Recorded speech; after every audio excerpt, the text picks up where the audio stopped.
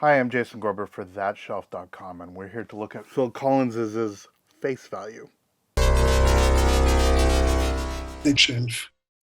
Face Value. One of the great debut records of all time, but I don't know, does it count as a debut record when it's just a solo record by somebody who's already been celebrated on the world stage? Sure, why not? Phil was obviously the drummer of Genesis, their second drummer, second, third, regardless, the drummer that came in their second record. In the 1970s is really interesting. He had inadvertently, in some ways, took over after Peter Gabriel left after Lamb Lies Down on Broadway, became sort of thrust into the center stage, and from there was constantly experimenting, constantly changing some of his musical idioms, stretching what Genesis was going to do and also stretching what he would end up doing with his solo records. And Face Value is this really fascinating time, not only of music, but also Phil and his career. He was in a band called Brand X where he was completely digging into the heavy fusion stuff.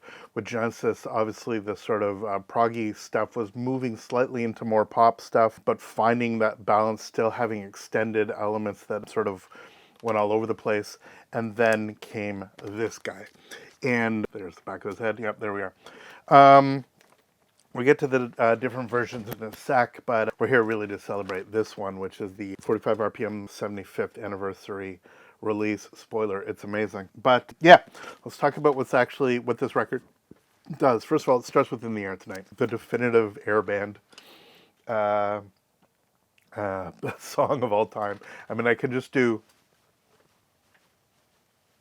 and you know exactly what it is that we're dealing with here. You could see somebody in a car be doing that, and you know exactly what the tune is going. If Wayne's World made Bohemian Rhapsody the headbanging song of all time, clearly In the Air Tonight, I can't think of another album that is ever going to have quite as much people doing what is ostensibly an incredibly simple Phil, but nonetheless is so iconic. And it actually speaks to an incredibly musically important section of this record, which is in the same way that this is a bridge between his later, in some ways, verging on soft rock stuff that he would end up doing later in the decade, or even the music soundtrack stuff, the underloved Tarzan. And the heavy stuff he does with Brand X, the incredible work that he did with Genesis. In the Air Tonight itself is a hybrid. It's a hybrid between what the 80s would be, which would be a showcase of electronic music and slightly more organic acoustic music. And in one track, In the Air Tonight, you have the incessancy of the Roland drum machine, the pre-808 rhythm computer thing that he had programmed with that impeccable groove, until way late into the song is when the drums come in and then sort of stay with this incredible intensity. The Prophet 5, the 3-chord vamp, absolutely amazing. And then his vocals taking on a sinister, really dark, foreboding character. He would do that again with the self-titled Genesis album, songs like Mama, which very much would incorporate this. Almost everybody knows, forgive me if you don't, there's a trillion videos on it, but the gated drum sound that came out of the work that he was doing with Hugh Padgham and on Intruder for the Gabriel solo record, his fellow solo offshoot from Genesis. Nonetheless, there's so much depth and there's so much to explore in a song that we've heard a bazillion times before, until you actually get it on, specific releases that really are fantastic. Another track that I love so much is Behind the Lines, again, because in that one track, I can hear what Phil did with his love of Motown, his love of girl groups. I mean, that would, like the Beatles, he certainly focused very much on that very particular type of sound. And Behind the Lines, this version, very much echoes what he would end up doing, including many records where he incorporated many sounds of soul and Motown and stuff like that. If you listen to the Genesis version off Duke, it sounds like a Genesis song. You listen to it on this, it sounds like a Phil Collins song. And the way that is able to sort of echo both of those things, one major contribution, the groove is obviously much faster, it's much more soulful, for lack of a better word, and it has Earth, Wind & Fire horns. Quite famously, again, for those that have heard a million stories about this record, Phil doesn't write music, but what he can do is he can play, obviously, and he can basically sing horn parts. So the EWF horns, not the Earth, Wind, and Fire horns, but the EWF horns were brought in and give this incredible sheen. It is remarkable, the horn work on here. It's absolutely fantastic. Look, Tomorrow Never Knows, Beatles cover, love it. Some of them, again, if you listen to if Leaving Me Is Easy, it is that kind of sort of soft ballad that the 80s would certainly echo. Thunder and Lightning, I Missed Again. Just incredible, stuff on here. Just wild.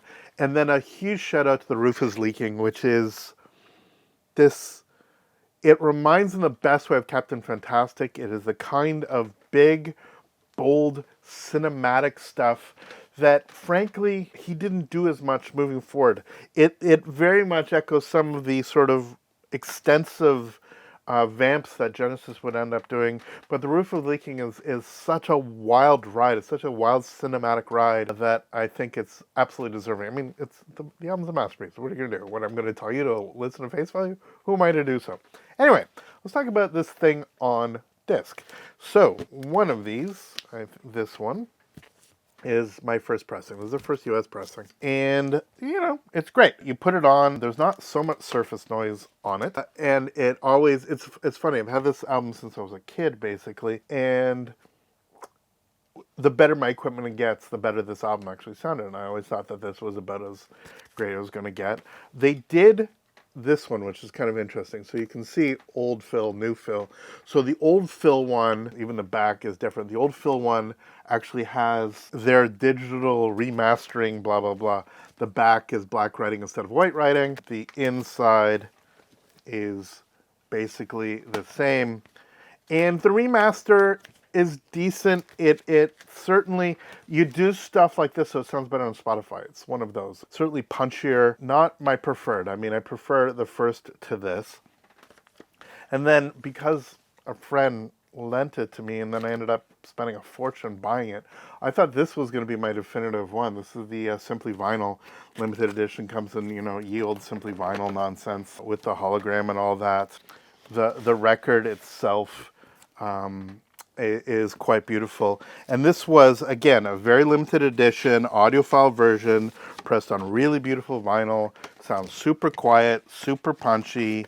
And I thought, okay, so here's a record that's one of my top, 20 records of all time, something like that. Top 50, top 100, doesn't really matter. It's amazing. It's face value. And I thought that this would be the one that I would go to, and that would be it. And then this guy got announced. I was slightly suspicious, as many collectors in this idiom certainly are. This was the big promise that Chad Productions had been promising, with 75 records from Atlantic 75. Mine, in case you are caring, is 1999. Numbered edition for the first release, 45 RPM. What does it say on the front?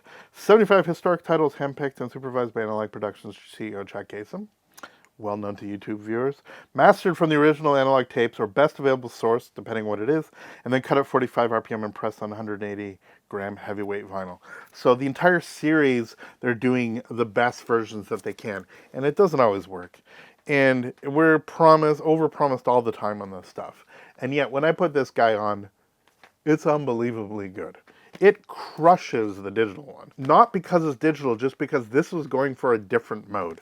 And on less revealing equipment, this probably works better. If you're listening in your car, this mix is probably a better mix, for example, while you're driving. First pressing still has its charms. It's a little bit thin at times. It's certainly pressed for a more universal turntable. We're not quite Oil Crisis vinyl era, but still the vinyl isn't particularly amazing. The Simply Vinyl sounds very, very good. Very, very, very close to first pressing, just with better articulation, better sound. You sort of can see into the music a little bit more, if that makes any sense. You can see that when they've been doing the artwork, these are all three the same. And it's probably hard to see on this color time, but they're all slightly different. One's sort of more bluey gray, yellowy gray, that sort of stuff. So they're still trying to completely nail what was there. But nonetheless, the Simply Vinyl, very, very, very good. And as I said, I thought that would be definitive. And this crushes it. I mean, This crushes it so much that I went and ordered more of the Atlantic 75s because I thought they're doing this good of a job on this than maybe other records that I have thought were to be definitive. Stuff like the Crosby, Stills and Nash, for example, that I have on Classic, which may or may not be the same place that we're using. We will see. I don't think that's out yet what they're doing, but nonetheless, the Classic I have is 33. So by putting it on 45 and giving it more space, it does break up the rhythm of the record, and that is something you get with 45.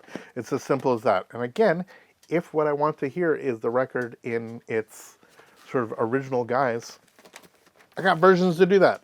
Because we're crazy with this hobby and just have multiple stuff. But this, by far, if I just want to sit down and just listen to a track, incredibly quiet vinyl, super flat, super clean. You hear every element of instrumentation. When the drums kick in and in the air tonight, it's astounding.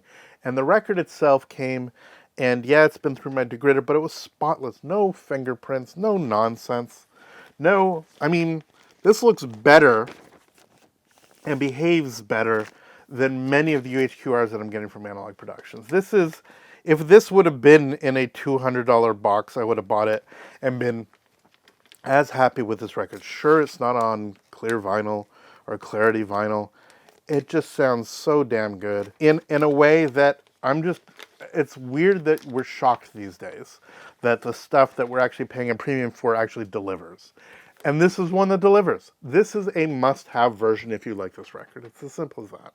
And whether or not you need it with a number, that's entirely up to you. My understanding is that they will continue to press it for a period of time, that only first several, I guess 3,000 or something like that, were actually numbered. I don't know. That's all that nonsense is available on their website. But I made the choice of actually sort of digging into this, and I'm extremely glad I did. It reminded me of my love of this record. It reminded me that you can just put on something this musically brilliant and get completely absorbed by the music and not think of it in terms of analytic terms.